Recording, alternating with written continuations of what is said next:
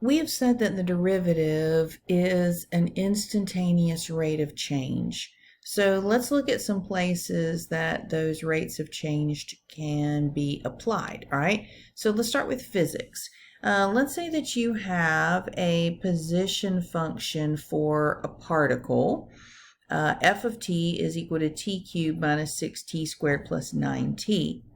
And they want to know the velocity of that particle. Well, the velocity would be the rate of change of the position. How fast the position is changing. That's our rate, correct? So rate of change is derivative, and so velocity is just going to be the first derivative. So if we take the derivative of t cubed, we're going to get 3t squared. Derivative of 6t squared is 12t, and the derivative of 9t is 9. All right, if they wanted to know the velocity after a certain interval of time, like what's the velocity after 2 seconds, then all we have to do is just plug 2 in the place of t in the equation, and we'll be able to find our velocity. All right, so find the velocity at 4. So again, you're going to plug 4 in the place of t in that equation. And so when we plug in 4, we get 9 meters per second. Now, you also can find velocity on your calculator, all right? If you go to y equals and you put in your equation, and then graph it. I graphed mine on a Zoom 6. Then I'm going to go to second trace, which is my calculate menu, and I'm going to choose the derivative, option number 6. And then I can tell it any value that I want it to use just by beginning to type. And as soon as I start typing, it will automatically take that value and plug it in, and then it will give me my derivative. All right, so let's try that together. So again, our equation was x cubed minus 6x squared plus 9x. So we'll clear out what we've got there. And so we'll have x cubed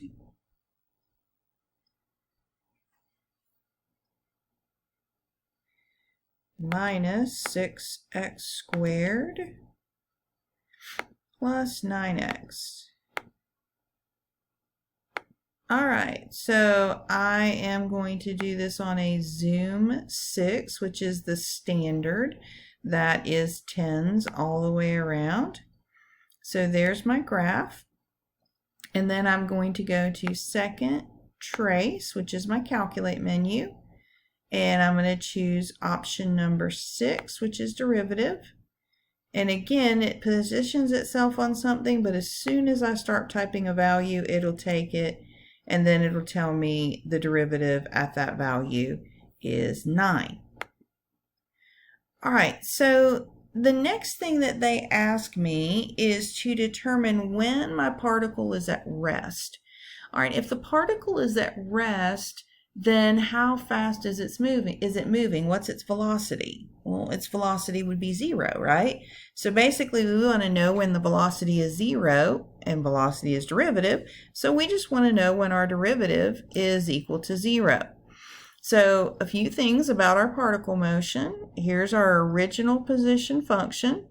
The first derivative is going to be the rate of change of that position. It's going to be the velocity. And when that velocity is 0, our particle is going to be at rest. So we can go ahead then and take the derivative and set it equal to 0.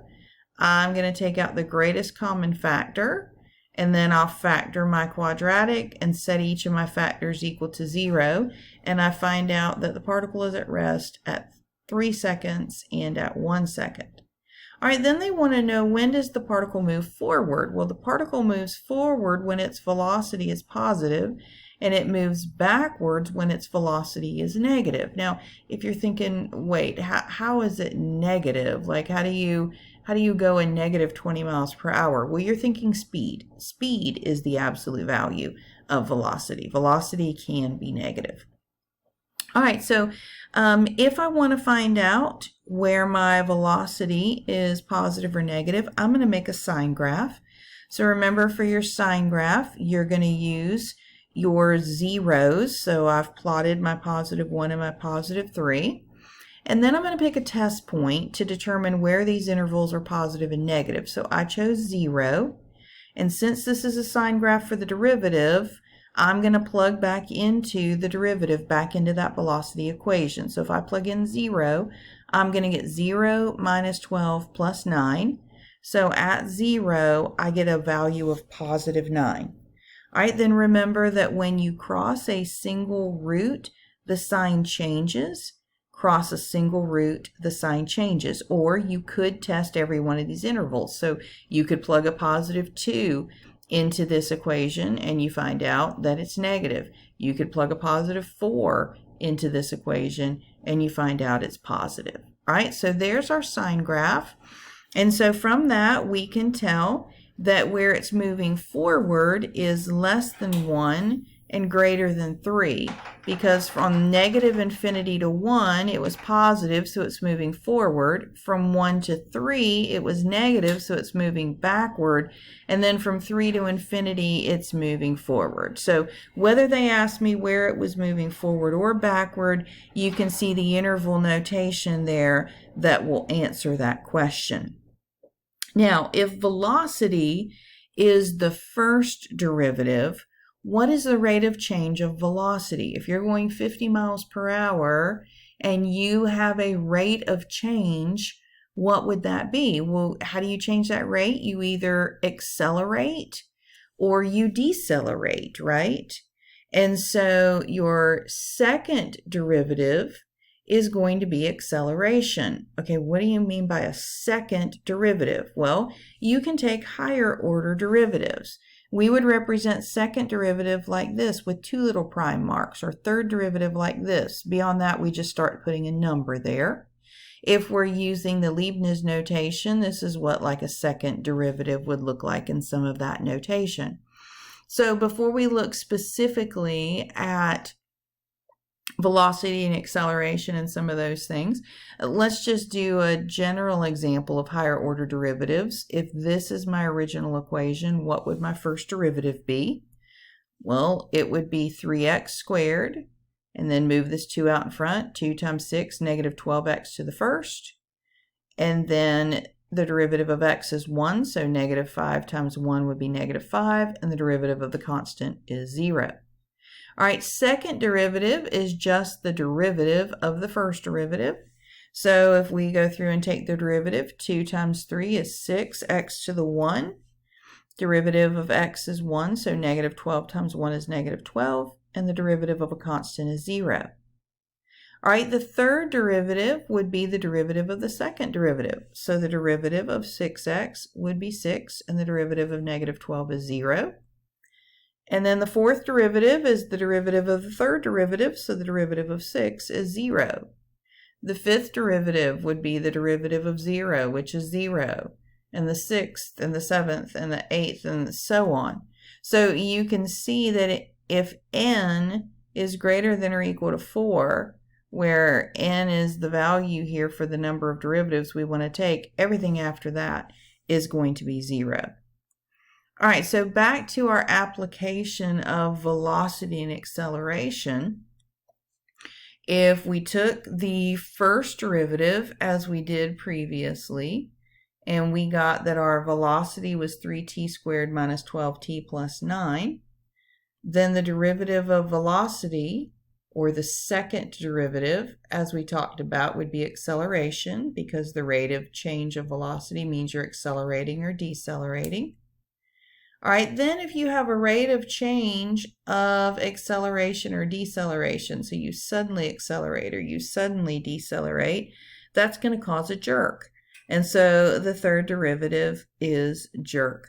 So the derivative of 6t minus 12 would be 6. Now, if I wanted to know the acceleration at a particular value or the jerk at a particular value, then I could just plug that into the equation. So of course, if I plug in 4 into acceleration, I'd get 24 minus 12, or 12, for my acceleration after 4 seconds. Now, you also can find that on your calculator. If you remember, we went into y equals and we put in our original equation. You could, in y2, put in your derivative, 6t minus 12.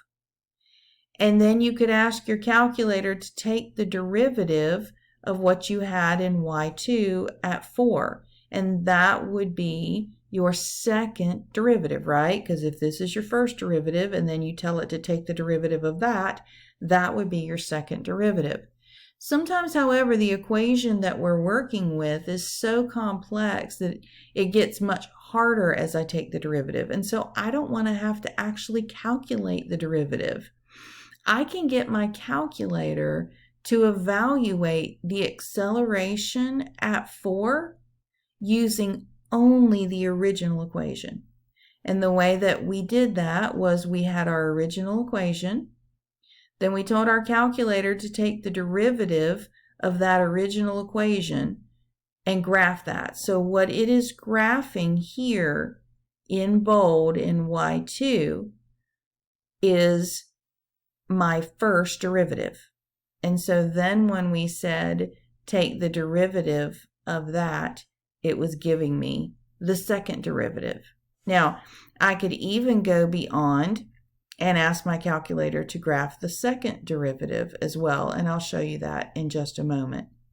So here is the graph that our calculator would generate, where here is our original function, here is our first derivative, and here is our second derivative. Now, we should be able to graph that, but we also should be able to identify each of those derivatives if they give me the graph. The easiest way to do that is remember that where you would have a horizontal tangent line on the original, you would have an x-intercept on the derivative. Horizontal tangent line, x-intercept. So that's how I know that the blue graph has to be the derivative of the orange graph. All right, then if you look at the blue graph, horizontal tangent line right there should be the x-intercept of its derivative, and it is. So we can see that that yellow line is the derivative of the blue graph. And so we could label our position, our acceleration, and our velocity. Now, something else about particle motion is that a particle is going to speed up when its velocity and acceleration have the same sign. So if we go through and we look at our velocity equation was in blue. So if we look at that velocity equation from 0 to 1, it was positive. From 1 to 3, it was negative. And then from 3 on, it was positive. So 0 to 1 positive, 1 to 3 negative, 3 on positive. All right, then let's look at our acceleration equation. So here's our acceleration graph right here. So you can see from 0 to 2, it was negative, and then from 2 on, it was positive. So from 0 to 2, negative, and then from 2 on, positive. So from 0 to 1, the signs are different, and my particle slows down when velocity and acceleration have different signs. So from 0 to 1, since they're different, this is slowing down. From 1 to 2, they're the same, so it's speeding up. From 2 to 3, they're different, so it's slowing down. And then from 3 to 5, they're both the same, so it's speeding up. And again, I could give that in interval notation as well. So as we mentioned, what if my original equation is just too difficult to work with? Ours was not here.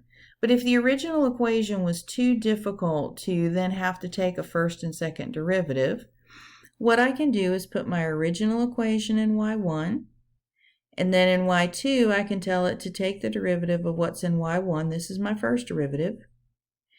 And then in y3 I could tell it to take the derivative of what's in y2. So original, first derivative, second derivative. All right, how do I do that? How do I get that into my calculator? All right, well, let's look at that again. So again, grab your graphing calculator if you would please.